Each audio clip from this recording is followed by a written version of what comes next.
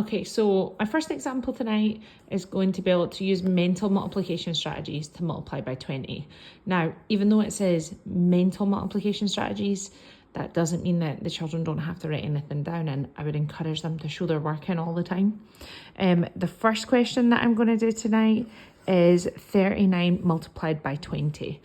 Now, this is a quicker way for the children multiplying by 20. So if we multiplied something by 10 and then we doubled it, that would give us our multiplication by 20. So we have the two steps here that we're going to use tonight. And it's a wee bit like a function machine. So the number's going to go in. We're going to do the first thing. I'm actually going to multiply by 2 to start with. And then we're going to do the second part of it. So the number will come through this process and then it will change. Now, I'm actually going to multiply the number by 2, or I'm going to double it first of all. And there is 2 ways that the children can do this. So the children can do a partition method where they can write the number down and then they can double from here.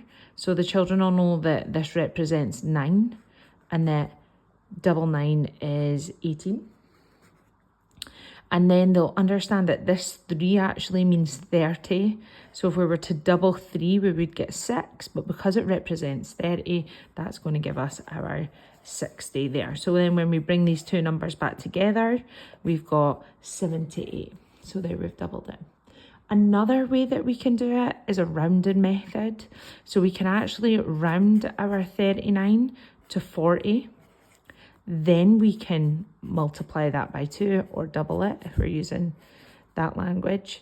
And then what we need to do is we actually need to adjust it. So because we've rounded it up to 40, well, we've really rounded it up to 40 twice. So we've got 40 plus 40. So we've added 1 here and we've added 1 here. So when it comes to the other side, we actually need to subtract 2. Which would give us our 78. So there would be our 2 methods. We can partition or we can use a rounded method. Now, once we've got the first part, that's it went through one part of our function machine. So we've multiplied it by 2. Now what we need to do is multiply it by 10. So there is our answer there. I'm going to do one more example as well, just below. So we have 86 multiplied by 20. And again, we're going to do the same process of saying, well, let's double the number and then let's multiply it by 10. And it doesn't matter which way they do it. They're still going to get the same number. And we explained this in class as well.